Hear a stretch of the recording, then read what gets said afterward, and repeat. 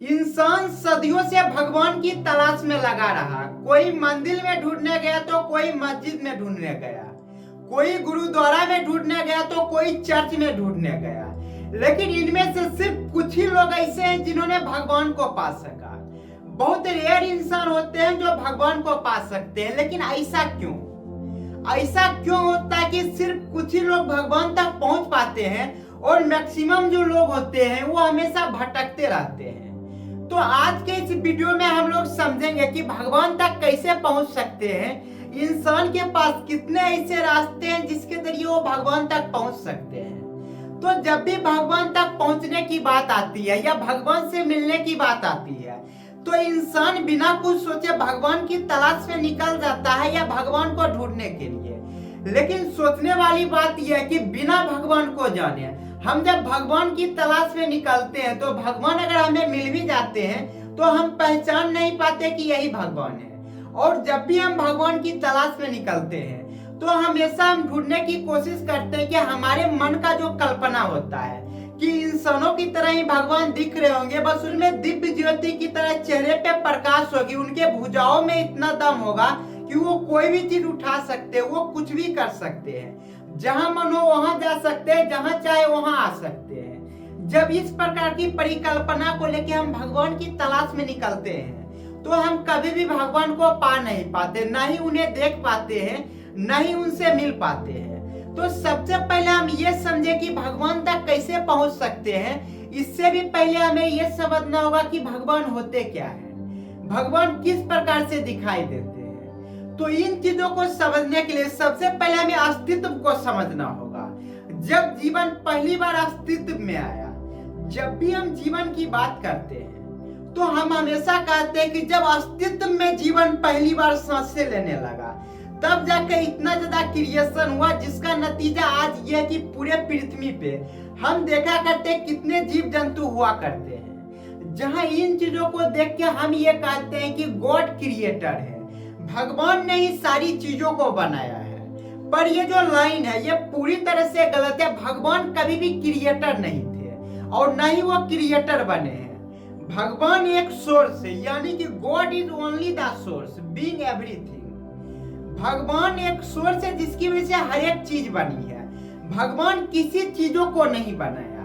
अगर इन चीजों को डिटेल में समझना है कि यूनिवर्स का जन्म कैसे हुआ तो इसमें पूरा एक हमने सीरीज बनाया है, जिसे देख के आपको ये समझ आ जाएगी कि यूनिवर्स का जन्म कैसे हुआ, कैसे नथिंगनेस से एनर्जी बनी और एनर्जी की वजह से सारी चीजें बनी। यानी जब भी हम कहा करते अस्तित्व में पहली बार जीवन आई तो ये सेंटेंस ही पूरी तरह से गलत है। अस्तित्व में किसी चीज का आने का मतलब ये होता है कि पहले कोई चीज नहीं थी और अचानक कोई चीज आ जाती है बिना वजह के, बिना कोई कारण के, तो कहते हैं अस्तित्व में आना। लेकिन यूनिवर्स में कोई ऐसी चीज नहीं है जो अस्तित्व में आ सकती है। जितनी भी चीज होती है हर एक चीज के पीछे कारण होता है और कारण होने का मतलब ही होता है उसके पीछे सोर्स है।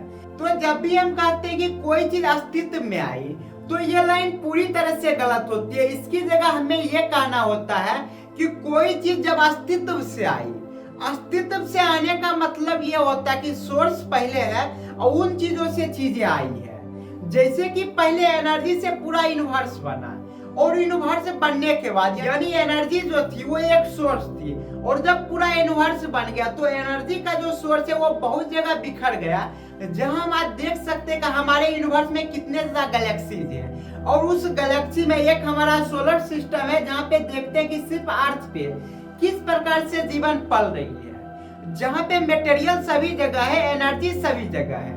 जब पहली बार इन मटेरियल में कॉन्शियसनेस इतना ज्यादा डेवलप हो गया कि वो सोल का रूप लेने लगा तो धीरे धीरे यहाँ जीवन पलने लगी, जिससे हम कहते हैं कि अस्तित्व से जीवन का आना। तो ये चीज सुनने में ज्यादा मुश्किल लग रही होगी कि अस्तित्व से किसी चीज का आना और जीवन का फॉर्म लेना ये कैसे काम करती है।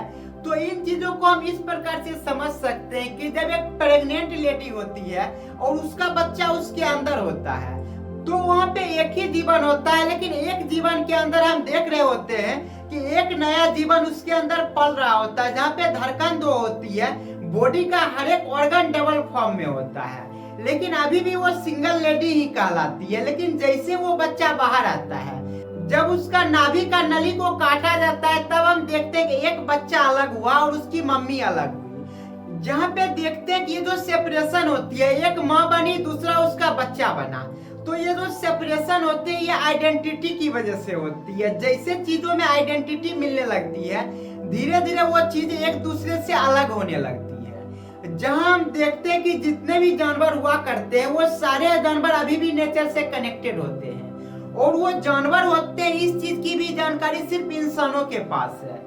जानवर को ये भी पता नहीं होता कि वो जानवर है, क्योंकि अभी भी वो सोर्स से कनेक्टेड है।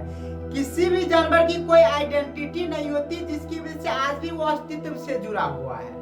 लेकिन इंसान जो होता है वो अस्तित्व से अलग हो चुका है, क्योंकि इंसानों के पास एक अपनी आइडेंटिटी होती है। तो यहाँ पे सबसे पहले हमें ये समझना होगा कि कैसे आइडेंटिटी जो है वो सेपरेशन का कारण बनती है। जहाँ पे सुनने में ये लगता है कि आइडेंटिटी से कोई चीज कैसे सेपरेट हो सकता है। तो इन चीजों को समझने के लिए हम अपने पुराने एग्जाम्पल पे वापस जाते हैं, जहाँ पे देखते कि एक प्रेग्नेंट लेडी होती है, उसके घर में एक बच्चा पल रहा होता है, लेकिन उस बच्चे की अभी कोई आइडेंटिटी नहीं है, इसलिए वो माँ के साथ जुड़ा हुआ है। जैसे ही बच्चा पैदा होता है और जब तक उसका नाभि का नली उसकी माँ के गर्भ से कनेक्टेड है तब तक वो बच्चा और उसकी माँ दोनों एक ही जीव है। लेकिन जैसे उस नाभि को काटा जाता है, जहाँ पे देखते हैं कि एक बॉडी दूसरे बॉडी से जब सेपरेट हो गया, तो ये जो सेपरेशन का कारण होता है ये आइडेंटिटी की वजह से होती है। जब एक बच्चे का फॉर्म ले लेता है और दूसरा माँ का फॉर्म ले लेता है, तो इसकी वजह से हम देखते हैं कि एक बच्चे का आइडेंटिटी हो गई, एक माँ का आइडेंटिटी हो गई। इन दो आइडेंटिटी की वजह से दोनों चीज में सेपरेशन हो गया। और देखते हैं कि जब बच्चा छोटा होता है तो हमेशा माँ से चिपका रहता है, क्योंकि अभी जो उसका आइडेंटिटी है वो काफी लो आइडेंटिटी है। लेकिन धीरे धीरे देखते हैं जब बच्चा धीरे धीरे बड़ा होने लगता है तो एक बच्चे की अपनी आइडेंटिटी होती है, एक अपना नाम होता है। जिसकी वजह से होता ये है कि जैसे बच्चा धीरे धीरे बड़ा होने लगता है उसकी जो दूरियां है माँ से बढ़ते जाती है, और एक समय ऐसा आता है जब बच्चा इतना बड़ा हो जाता है वो विवाह के योग हो जाता है। तो जैसे उस लड़के का विवाह हो जाता है तो यहाँ पे देखते हैं एक वहाँ पे उसका अपना दुनिया शुरू हो जाता है। ये जो दुनिया शुरू होने का भी कारण है ये आइडेंटिटी की वजह से ही है। पहला जो इसकी आइडेंटिटी बनी वो बेटे की बनी, लेकिन फिर जो इसका दूसरा आइडेंटिटी बना वो एक पति का बना, और आने वाले टाइम में एक पिता का आइडेंटिटी बना। हम देख रहे हैं कि आइडेंटिटी जितना ज्यादा बढ़ते जा रही है उतना ज्यादा सेपरेशन आते जा रही है। तो कुछ इसी प्रकार से इंसानों के साथ भी हुआ। जब इंसान ने अपने आप को नेचर से अलग समझना शुरू कर दिया, एक अपनी आइडेंटिटी के भ्रम में जीने लगा, तो इंसान का जो कनेक्शन है वो अस्तित्व के साथ टूट गया है। और अस्तित्व के साथ टूटने की वजह से इंसान हमेशा भगवान की खोज में रहता है। कभी आपने किसी जानवर को देखा वो भगवान की तलाश में निकल गया हो, या कभी किसी जानवर को देखे कि भगवान की तलाश में वो मंदिर जा रहा है या फिर मस्जिद जा रहा है या फिर गुरुद्वारा भटक रहा है, उसे कहीं पे भी जाने की जरूरत नहीं पड़ती, क्योंकि आज भी वो अस्तित्व से जुड़ा हुआ है। तो यहाँ पे समझने वाली बात यह कि जो अस्तित्व की बात करते हैं, अस्तित्व मीन्स सोर्स होती है जहाँ से ये सारी चीजें आई है। और सोर्स कहाँ से आई है, इन चीजों को समझने के लिए हमें कॉन्शियसनेस को समझना होगा कि कैसे कॉन्शियसनेस ने सारी चीजों को बनाया। कॉन्शियसनेस की वजह से ही सोर्स पैदा हुआ और सोर्स की वजह से सारी चीजें बनी। तो यहाँ तक में हमने ये समझा कि किस प्रकार से आइडेंटिटी की वजह से इंसान जो है भगवान से अलग हो गया, वो सोर्स से अलग हो गया।